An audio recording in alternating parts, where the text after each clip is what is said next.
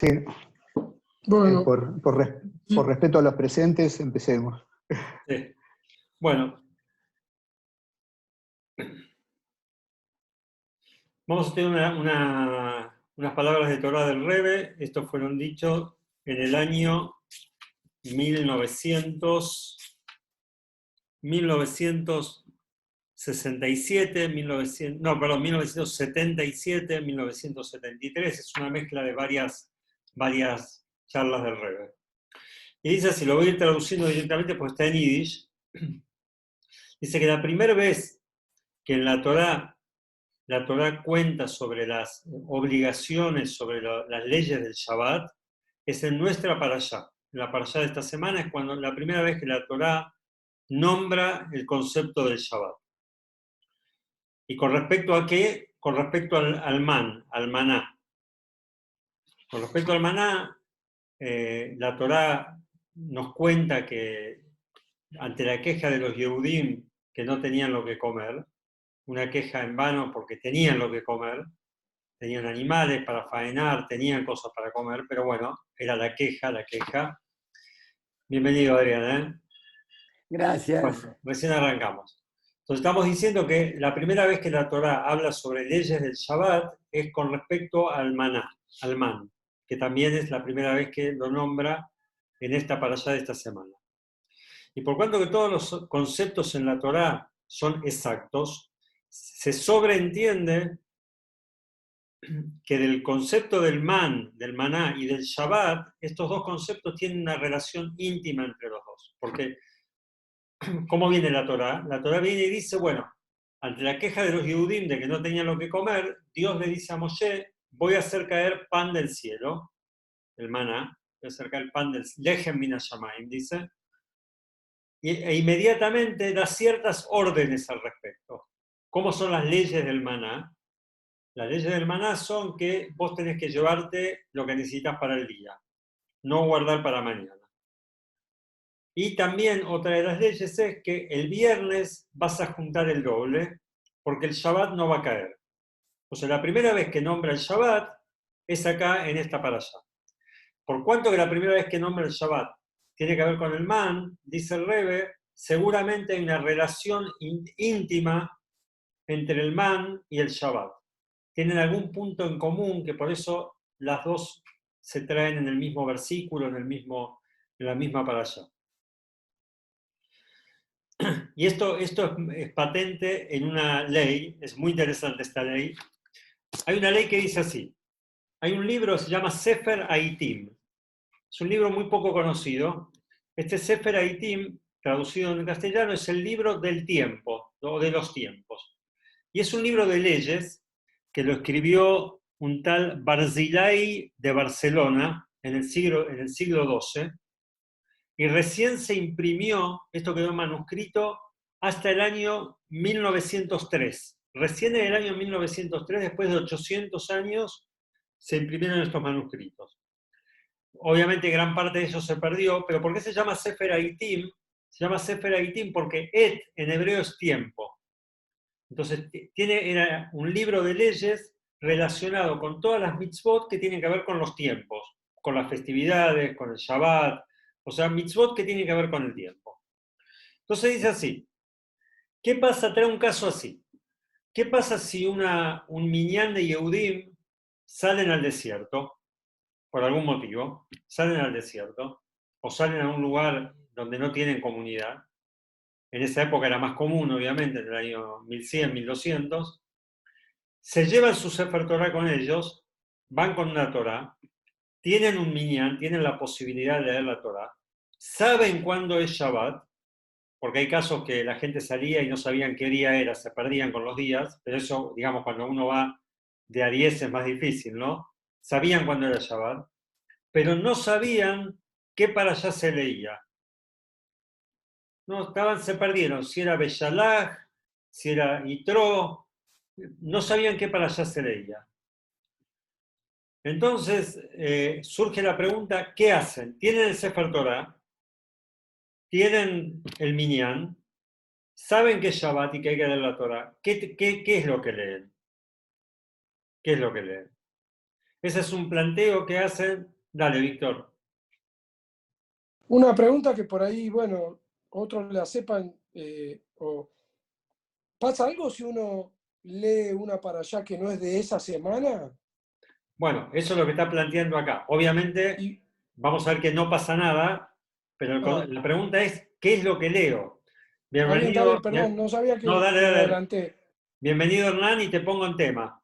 Yehudim que salen y llevan un Sefer Torah con ellos, tienen un minyan, pero están en el desierto, no había internet, nada. Saben que hoy es Shabbat, pero no saben qué parsha se lee. Hay un libro, Sefer Haitim, que trae la opinión de uno de los grandes sabios post-talmúdicos, que era Rabbi Saadia Gaón.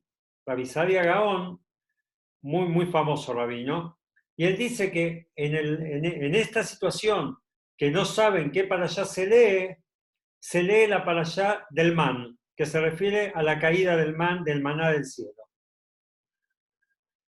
Entonces, vemos más aún, como decía recién el Rebe, una relación muy íntima entre lo que es el concepto del man y el concepto del Shabbat, porque la Torá es larguísima, y la parshá del man capaz que son 10, 12 versículos. Sin embargo, dice que si estos Yehudim no saben este Shabbat que parshá se lee, leen la parshá del man.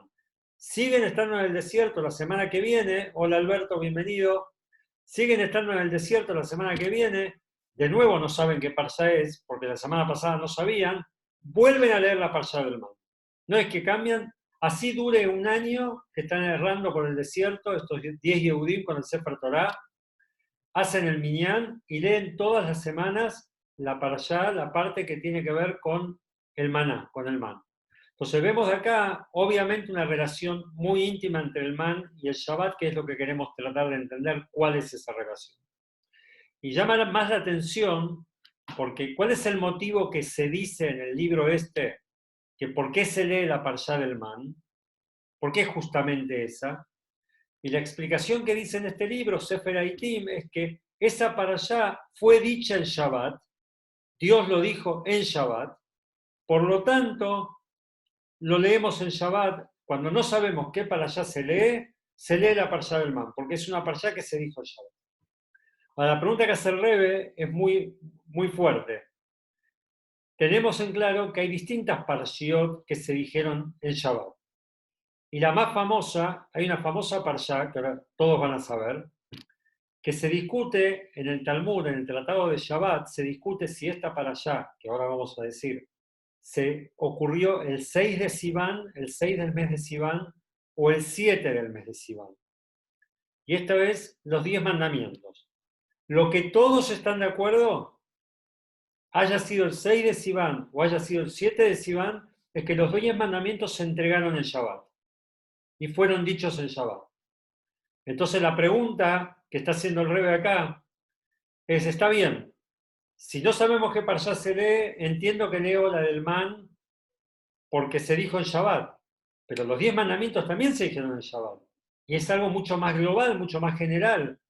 Y dámelo que sea como segunda opción. Un Shabbat leo esto, un Shabbat leo lo otro. Pero no me digas únicamente la parashá del man. Esta comunidad perdida durante 5 años sin saber qué parashá se lee es el man. O sea, un poco extraño. Sí, Adrián. La pregunta es, no saben en qué tiempo están, el Shabbat leen la parashá del man. Sí. Y después no siguen cronológicamente con todas las otras parashot. No, o sea, porque toman ni siquiera es que leen la parashá, Beshalach, que es la parashá de esta semana, que incluye dentro el episodio del man, ni siquiera se lee toda la parashá de Beshalach. Se lee solamente los 10 versículos que tratan sobre el man. ¿Sí? Y no es que siguen correlativo, es así. Dice que se lee siempre lo mismo. O sea, todos los Shabbat hacen lo mismo. Hasta que averigüen cuál es la parashá de la semana. Perfecto. Sí, sí, Víctor. ¿Y el Rebe qué dice? Que no se lee la de los 10 mandamientos. Bueno, vamos a ver eso. Vamos a ver eso. Y justamente, ¿por qué se elige la del man? Dijimos, se elige la del man porque el man, por lo visto, tiene una relación especial con Shabbat. Ahora bien, los 10 mandamientos también tienen una relación especial con Shabbat. Tienen una relación especial con toda nuestra vida, más que con Shabbat. Entonces, ¿por qué nos quedamos enfocados en la parashá del man?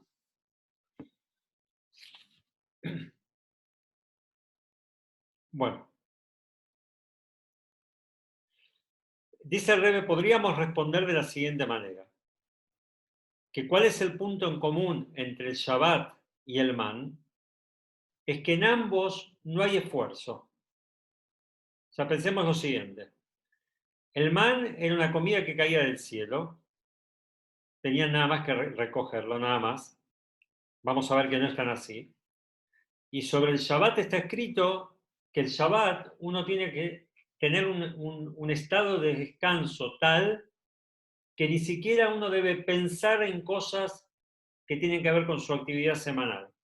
O sea, no es que está prohibido, pero lo ideal es enfocarse en el Shabbat, enfocarse en lo espiritual y no enfocarse en temas materiales, en temas mundanos de la semana.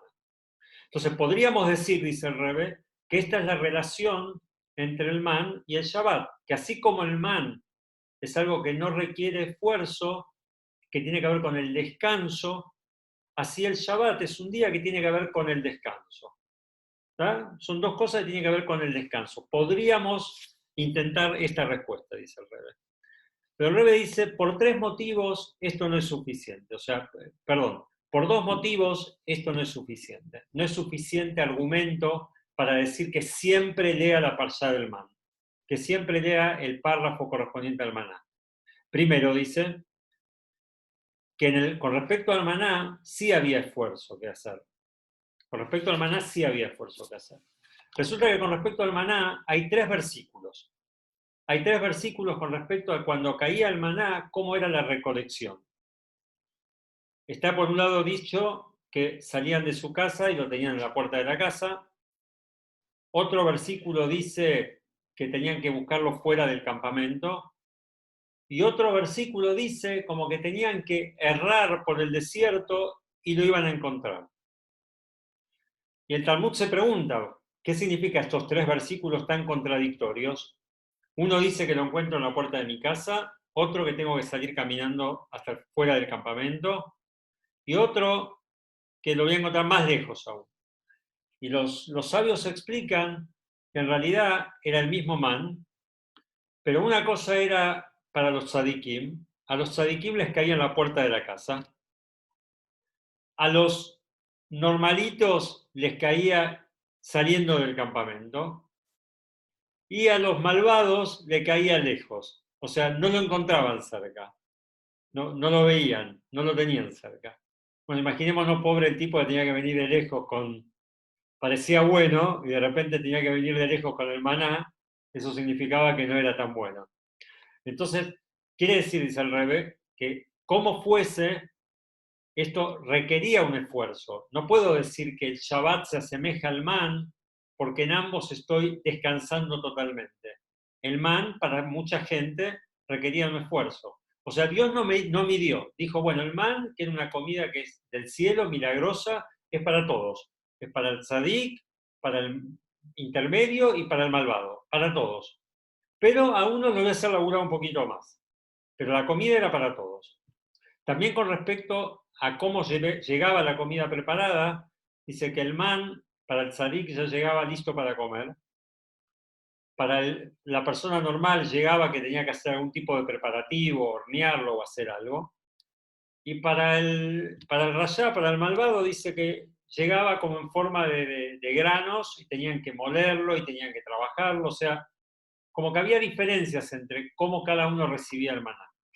Entonces, dice el Rebbe, primer punto, que no podemos comparar Shabbat con el maná, porque el maná sí requiere esfuerzo, no es un descanso absoluto, el Shabbat es un descanso absoluto.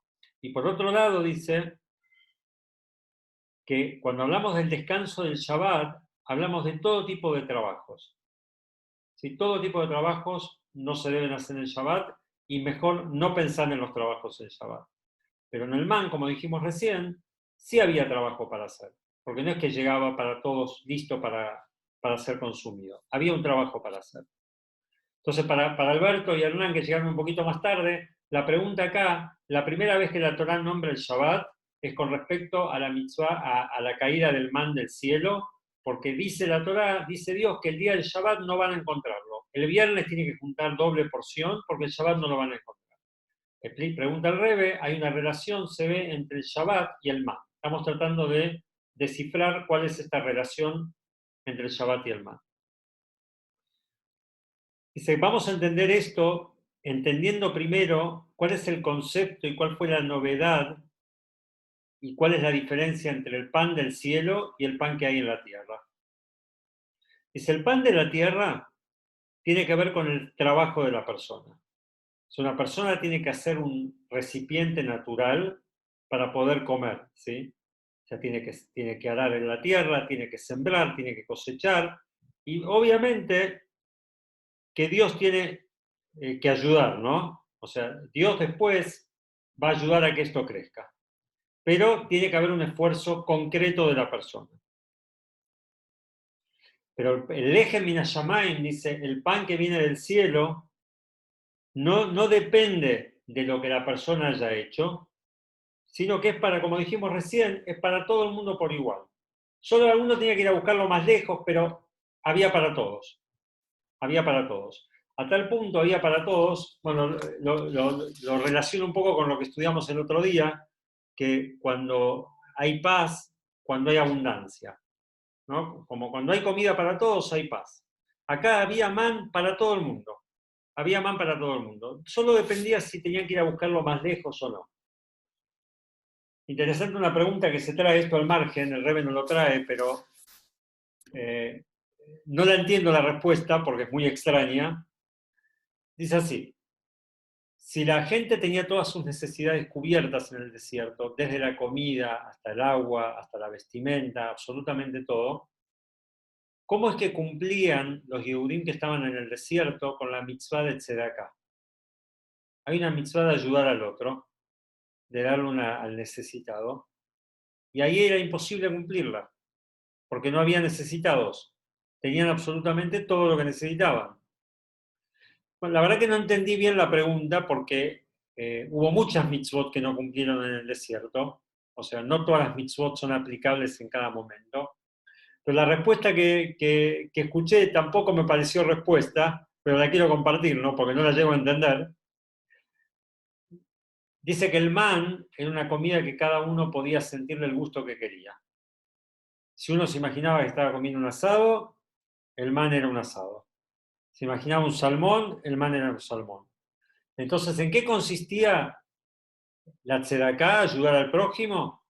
Que si el otro no tenía más que X cantidad de gustos incorporados, vos le enseñaras a desarrollar otro gusto por el man. No sé cómo se desarrolla un gusto sin comerlo, pero bueno, esa es la respuesta que encontré. Pero no me convenció para nada. La verdad que no me convenció para nada, no la entendí. Joel, Sí. yo también averigüé un poco sobre el man, sobre qué comían los animales, todo el ganado que tenían ahí en el desierto. Y la respuesta que encontré fue que lo que quedaba del man es como que se derretía o se hacía comida para los animales. Y tampoco me cerró demasiado. Sí, lo que quedaba del man dice que se derretía y había arroyos de donde tomaban, que tenía un sabor muy especial. Pero no sé si comían eso, o sea, no comían man, porque obviamente se derretía, pero también los Yehudim no era lo único que comían, porque no nos olvidemos que ellos tenían animales, faenaban animales, ellos pasaban por pueblos donde compraban cosas y comían otras cosas, no es lo único que comían el man. ¿La única comida que mandó Dios es el man o mandó algún otro tipo de ayuda de comida? En esta parshá cuenta que mandó carne también, mandó codornices, pero eso fue un momento puntual. El man es algo que los acompañó 40 años, pero después hubo otras comidas, y de hecho ellos tenían animales para faenar y comían otras cosas. Sí, está Adrián y después Alberto, ¿sí? Ayer le mandó, además del man, en algunos momentos, en ese tiempo, en el desierto, otra cosa que no era man, en algunos momentos puntuales. Sí. Lo que yo también había leído era que no tenían desechos, o sea, uno recibía la cantidad que necesitaban y le faltaban y le sobraba, el gusto, como vos decís, y tampoco habían desechos, decían. Ahora vamos a ver eso también, sí. Sí, es así. Ahora vamos a ver ese tema. Sí, Alberto. Sí, yo lo que pensé como tzedaká es que eso venía gratis, digamos, ¿no? Pero había que ir a recogerlo. Y posiblemente algunos hayan tenido alguna dificultad en algún momento para acercarse a recogerlo. Y como tzedaká, algún vecino podría haberle ofrecido su colaboración para traérselo. Me parece mucho más lógica que la respuesta que yo escuché. O sea, me parece muy lógica y muy simple tu respuesta. Y creo que mucho más lógico que lo que yo dije, que en definitiva no lo entendí tampoco.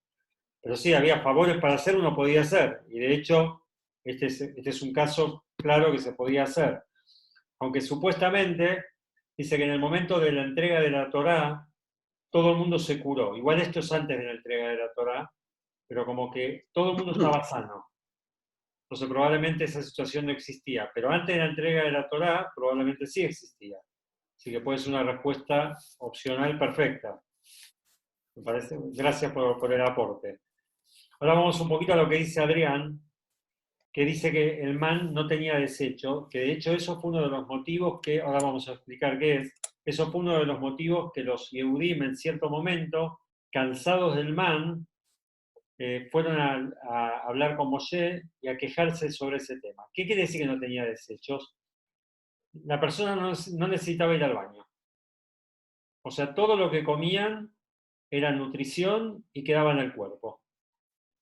¿Sí? Lo único que sus necesidades fisiológicas eran solamente por las otras comidas que comían, pero por el man no. Entonces aquel que se alimentaba a base de man directamente no tenía que ir al baño. Y esto fue una de las quejas que le plantearon a Moshe, porque le dijeron en un momento, pero Moshe, esto no es normal, porque no existe un ser humano que no tenga esa necesidad, nos vamos a morir. O sea, esto nos va a matar. Pero bueno, de hecho, era uno de los milagros del man que no tenía desechos. Era todo se incorporaba al cuerpo como nutriente.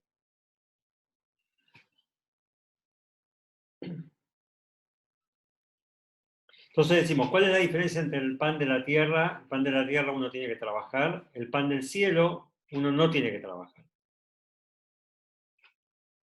Y esto también tiene un impacto en el sentimiento de la persona. O sea, la persona cuando ve estas cosas, cuando ve la diferencia entre comer lo que uno trabaja y comer lo que le mandan del cielo, su manera de ver las cosas cambia absolutamente. ¿Por qué? Dice, el pan de la tierra, que es obviamente es la bendición de Dios también, la persona tiene que prepararse para eso. A pesar que uno se prepara y que él sabe que la preparación es solamente un medio para la bendición de Dios, o sea, que uno va y trabaja la tierra, pero sabe que sin la bendición de Dios todo eso no camina. De todos modos, dice,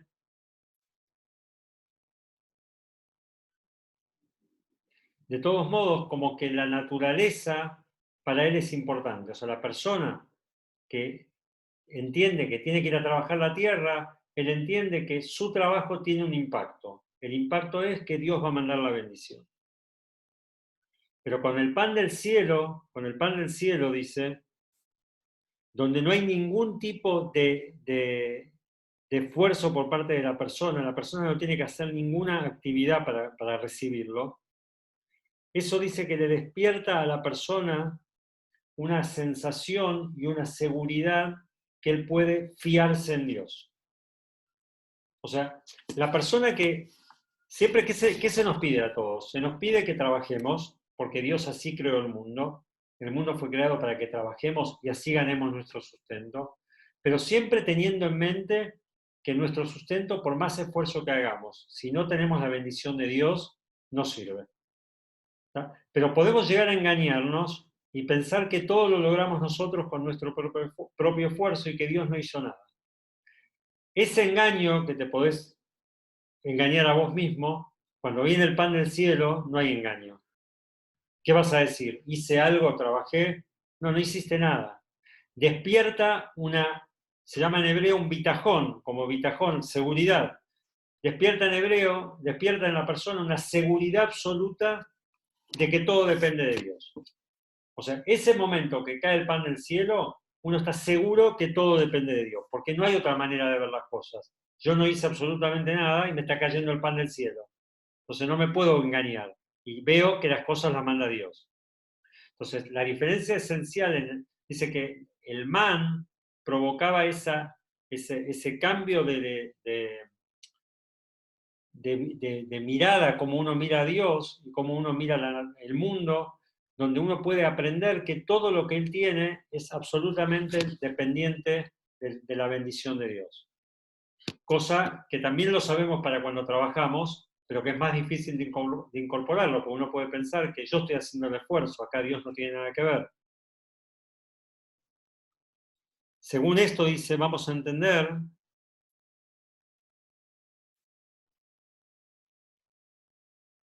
un segundito. Según esto vamos a entender por qué inmediatamente cuando Dios le dice que va a caer man, les dice que tienen que cuidar el Shabbat. Porque ¿cuál es el concepto de cuidar el Shabbat? El cuidar el Shabbat es estar sabiendo que Dios te manda todo. O sea, que un día lo podés dedicar a Dios. Que no importa si ese día no trabajás, que Dios te manda todo. Como que las dos cosas un poco van de la mano. El tema de que Dios te manda todo y el Shabbat, cuando vos cumplís el Shabbat, estás reconociendo la potestad, la majestad de Dios en el mundo. Que eres el que maneja absolutamente todo. Ni que hablar cuando uno en la tierra de Israel, el 7º año no se trabaja la tierra, y hay veces que son 2 años que no se trabaja la tierra, donde uno muestra claramente que uno tiene una fe absoluta en Dios, que las cosas van a funcionar igual. ¿Sí? Que cuando Dios manda, va a mandar para todos los días que uno no va a trabajar, porque Dios mandó esos días no trabajar. ¿Sí?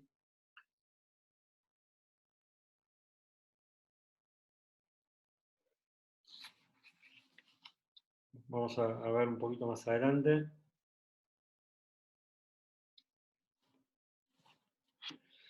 Dice, ¿cuál es el concepto del pan del cielo? El pan del cielo era una preparación para entrar a la tierra de Israel.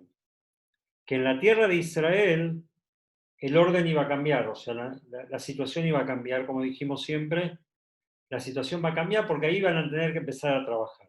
En la tierra de Israel iban a tener que empezar a trabajar la tierra. Dice que a través de estar 40 años recibiendo abiertamente la parnasá de Dios, abiertamente, claramente la parnasá venía de Dios, dice que ahí el Yehudí recibe las fuerzas para que cuando entren a la tierra de Israel y sí tengan que trabajar la tierra, también tengan incorporado el concepto de que todo depende de Dios. O sea, es como que dice que el hecho de recibir el man durante 40 años fue la preparación para poder, hasta el día de hoy, nosotros entender que la parnasá depende de Dios. Esto es una preparación para esto. Más aún dice que no solamente que el recibir el pan del cielo es una preparación y nos da la fuerza para poder ver a Dios en la naturaleza, sino que esto abarca hasta nuestra época, ¿sí? ¿Por qué? Por cuanto que los Yehudim nosotros somos esencialmente, estamos por encima de la naturaleza, dice que el Yehudí no se maneja con los parámetros naturales. Siempre hablamos del tema de la astrología, si sí existe la astrología según la Torá, si no existe la astrología existe según la Torá, no para el Yehudí. El Yehudí está por encima de eso. El Yehudí está por encima de la naturaleza, está por encima de los mazalot, dice. Los astros se llaman los mazalot, del mazal, está más allá de la suerte, ¿no? Como que el Yehudí está por encima de la naturaleza. La verdad es que incluso cuando el Yehudí está en el mundo, cuando está en la tierra, ya en la tierra de Israel, no en el desierto que vivían como en el cielo, porque en el desierto era todo, venía del cielo, incluso cuando el Yehudí está en la tierra de Israel, su parnasá no viene de un modo natural. no es de un modo natural. O sea, uno puede ver, está escrito que muchos enseñan sobre la fe en Dios en las yeshivot. ¿Sí? Se enseña mucho sobre la fe en Dios en las yeshivot y cómo mirar las cosas en el mundo y que todo lo maneja Dios. Todo muy lindo, en los libros está todo muy lindo. Pero se dice que el Baal Esek, la persona que trabaja y que está todos los días en la lucha diaria, él ve más la influencia de Dios en el mundo que aquel que está estudiando Torah todo el día. O sea, el que está estudiando Torah todo el día está con Dios todo el día, está en el desierto. Que sabemos, ya lo hablamos varias veces, que ese fue el argumento de los espías cuando no querían entrar a la tierra de Israel, porque sabían que iban a tener que dejar de lado el estudio de la Torá y tenían que ocuparse de cosas mundanas. Y ellos no querían. Ellos querían vivir ese mundo ideal. Pero no es el mundo que Dios tuvo en mente. El mundo que Dios tuvo en mente es para que la gente común, como nosotros, que vamos a trabajar todos los días, veamos en todas las cosas la mano de Dios. Para poder hacer eso, para poder hasta el día de hoy hacer eso, obviamente requiere estudio, requiere ver las cosas, porque, como siempre decimos, uno en la misma situación puede verla de distintas maneras. La misma situación vos podés verlo como algo natural o lo podés ver como un milagro. Dice, la preparación para poder nosotros ver las cosas que Dios las manda, todo esto fue la preparación en el desierto durante 40 años de nuestros antepasados de recibir todo del cielo. Para que se arraigue en el corazón de ellos la idea de que todo viene del cielo, incluso cuando tenés que trabajar. Incluso cuando tenés que trabajar. Por eso dicen que aquel que sale a trabajar ve a Dios más que el que está estudiando Torah en la yeshiva. Porque lo ve a cada momento. Vos podés decir, ¿cómo salgo de esto? ¿Cómo salgo de esta situación? El que está en la yeshiva no tiene situaciones, tiene todo solucionado.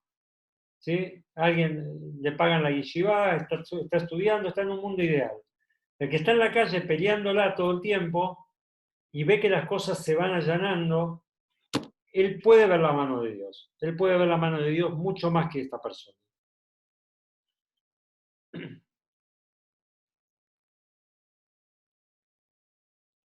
Dice que la persona puede llegar a un punto donde él vea que incluso el pan de la tierra depende absolutamente de Dios. Absolutamente de Dios.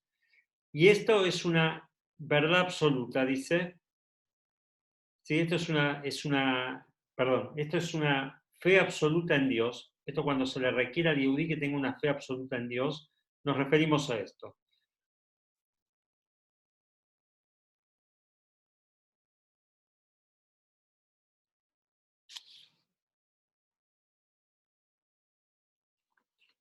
Bueno, quiero llegar a terminar el tema de cuál es la relación con el Shabbat. La relación entre el man y el Shabbat dice así. Con respecto a las necesidades del Shabbat, los sabios dicen que uno tiene permitido pedir prestado para cumplir el Shabbat, para disfrutar del Shabbat. Uno no tiene plata, puede ir a pedir prestado siempre que tenga después con qué pagar, para poder pasar un Shabbat como corresponde. ¿Sí? Para poder tener placer en Shabbat con la comida, con la bebida y demás. Y dice que Dios se ocupa de pagar eso. Ustedes piden prestado para el Shabbat, yo me ocupo de pagarlo. ¿Sí?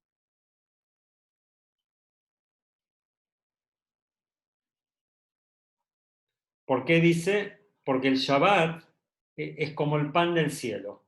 Igual que el pan venía del cielo, lo que ustedes gasten, está escrito así en los libros, que lo que uno gasta para el Shabbat, en Rosh Hashanah dicen cuánto la persona va a ganar en el año, dice que los gastos del Shabbat no cuentan. Es pan del cielo, eso no se cuenta, es un regalo del cielo. Por otro lado, dice que para pedir prestado tenés que saber que tenés para pagar después.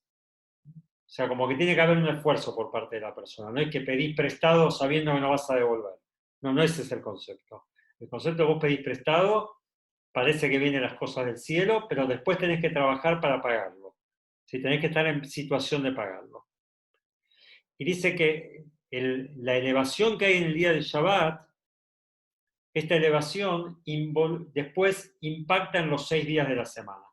Porque dice que cuando venía la bendición del man que iba a venir la semana que viene, provenía del Shabbat. Lo mismo acá dice, que la misma manera que uno, digamos, del modo que uno recibe el Shabbat y festeja el Shabbat, así va a ser su semana. O sea, como que tanto el man como el Shabbat impactan en la semana que viene. Entonces dice, estos son los 3 puntos en común entre el man y el Shabbat. Creo que nos quedamos igual cortos de tiempo.